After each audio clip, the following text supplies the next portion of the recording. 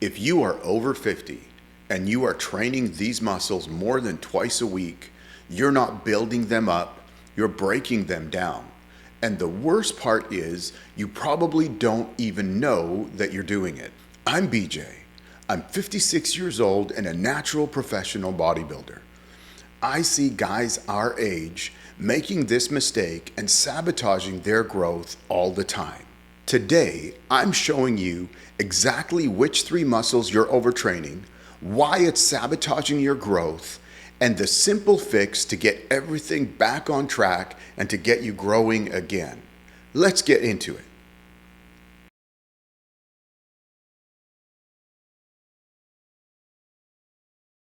Here's what nobody tells you about training after 50. Your muscles can still do the work, but your recovery system can't keep up like it did when you were 30. Your central nervous system, your connective tissue, your hormonal response, they all need more time to bounce back. But a lot of guys our age are still following programs designed for 25-year-olds with sky-high testosterone and bulletproof joints. The result? You're stuck in a cycle where you're constantly breaking down tissue faster than your body can repair it. Your strength plateaus, your joints ache, you feel tired all the time, and you blame it on age when really it's overtraining. Now, these are the 3 specific muscle groups that are the biggest culprits. They take the longest to recover, and guys hit these muscles the hardest in the gym. The first group that you're overtraining, your anterior deltoids, or the front of your shoulders. Here's why this is a problem. Every single pressing movement you do hits your front delts. Bench press, front delts. Overhead press, front delts. Incline press, front delts. Even your tricep work involves your front delts. So if you're doing chest on Monday, maybe shoulders on Wednesday and some extra pressing movements on Friday, you are hitting your front delts 3 times in the week with big compound movements. Our rotator cuff tendons are already dealing with 50 plus years of wear and tear, and you've got a recipe for chronic inflammation and stalled progress. And you know what? I lived with this and thought it was normal, just the pounding on my shoulders. But I can tell you, just by making a simple adjustment, I've seen my shoulder strength go up and the pain go down, which is probably the biggest thing for me. So, what are some signs that you're overtraining your shoulders? A dull ache in the front of your shoulder that never fully goes away. Clicking or popping when you raise your arm. Your pressing strength has plateaued and is going backwards. And this one was a big one for me because when I made the adjustment, I saw my presses go up and I didn't really do anything different. I did less and that was the result. So the fix is limit your front delt work to once a week maximum.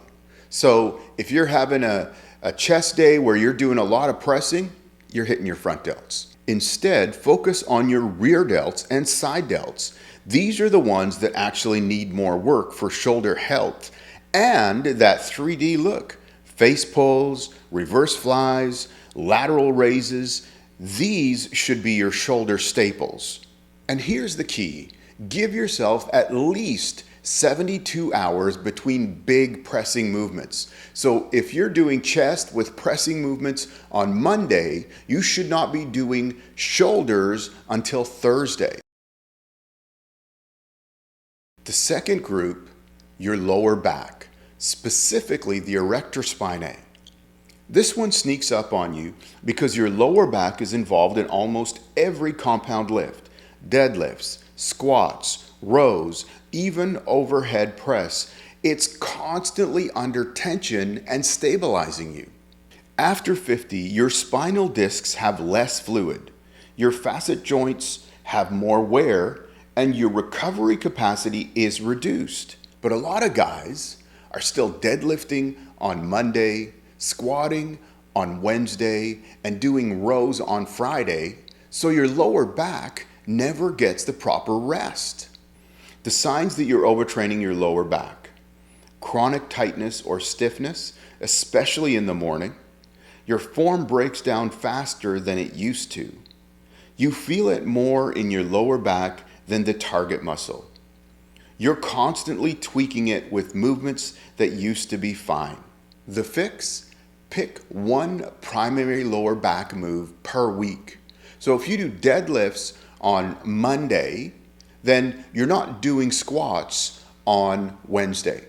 You need to give your lower back that time to recover.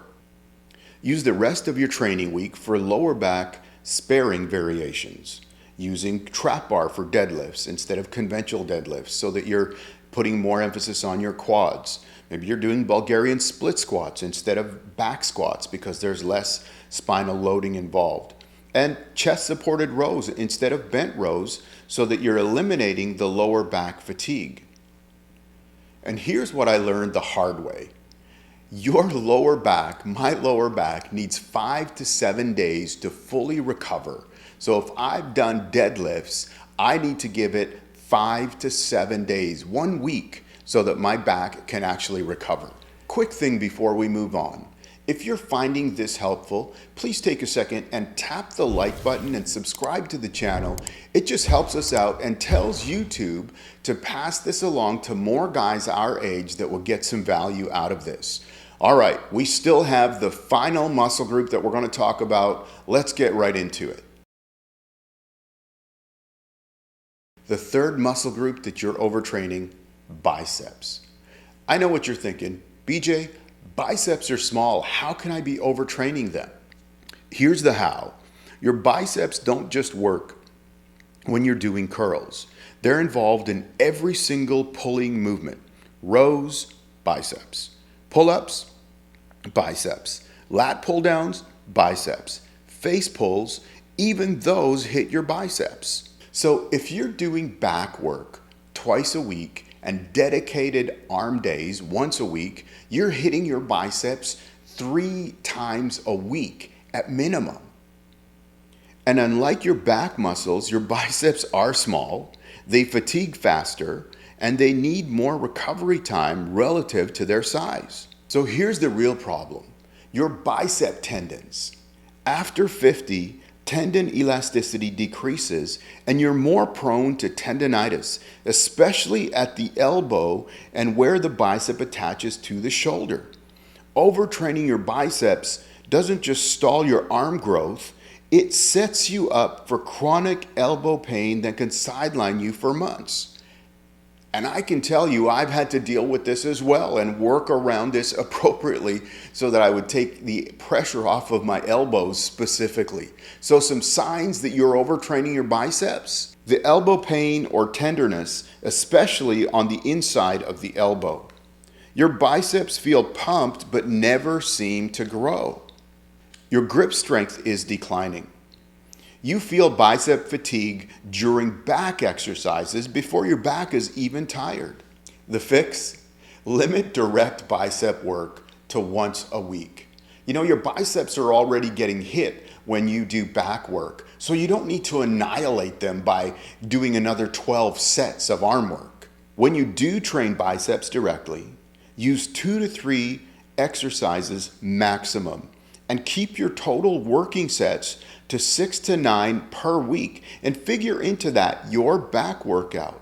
Also prioritize exercises that minimize elbow stress. So hammer curls, preacher curls with controlled tempo, and cable curls. And here's the game changer. Focus on time under tension, not the weight.